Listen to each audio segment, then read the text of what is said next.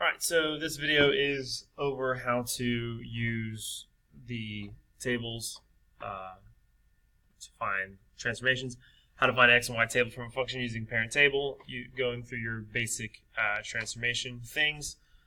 If you see on the board behind me, I've got the standard transformations. We have, well, I guess you can't see when I point on the computer, right?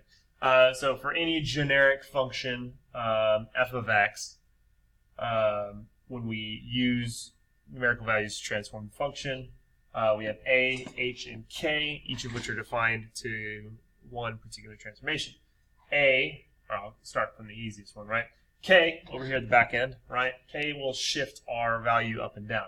Up if it's positive, the whole thing will slide upwards, and down if it's negative. The entire graph will slide. H will shift us left and right. It's backwards for you. If you're facing this, right, left this way, right that way. When it's positive, it actually goes left, and when it's negative, it goes right. And then A is what we call our stretch or our compress. So if A is a positive number, it's going to stretch our function and make it appear more slender. It's going to be a vertical stretch. And then if it's a fraction, it's going to compress it down, make it look like it's being squished down, so it's going to make it look flatter and wider, right? And then A, if it's a negative number, it's just going to flip the whole thing upside down, right? So with that in mind, I'm going to get out of this screen. My face is way too big. With that in mind, we can look at any generic function, and we can set up a table and then find a way to apply transformations to it. So, you know, if we have just any particular table, x and y, we can set this up to where we can apply the transformations that affect our x value over here on the left, and then the two transformations that will affect our y value over here on the right. And when you go through the whole process, you'll see that what you end up with here and here in these two columns, that's going to be your answer, right? That's going to be your final table, and then you can graph that and get your new function. So let's look at an example, right? I think the best way to do this is to show an example. So I like absolute value functions for this because they are the easiest to see the transformations for when you do graph it. And the parent table for them is really easy, right? By parent table, we mean like the most basic version of the table that we use. So for absolute value, if it was just, for example, y equals absolute value of x, this would be our table.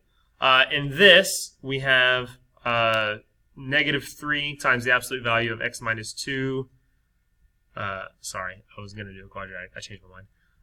Plus 4. So with this, we have, again, our three things that are happening to it. We have the a, which is -3. We have the h, which is 2.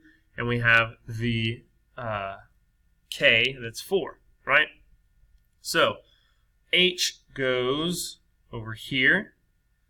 H in this case is 2. And then we have a and then k. We're going to multiply before we add, right? PEMDAS and all that. So we have -3 and then 4 as our values, right? So let's look at the h's first. For the h, remember it does the opposite, right? It says -2, but really it's moving it to the right too. So we got to add 2 to each of these x's, which is easy. When we just add 2 to all of these values all the way down, it goes, oh no, -2 plus 2 is not 2. 0, 1, 2, 3, 4. Well, that's easy enough. All right, so that side's done, right? One table done. -2 plus 2 is 0, -1 plus 2 is 1, 0 plus 2 is 2, 1 plus 2 is 3, 2 plus 2 is 4. So everything is done already, right?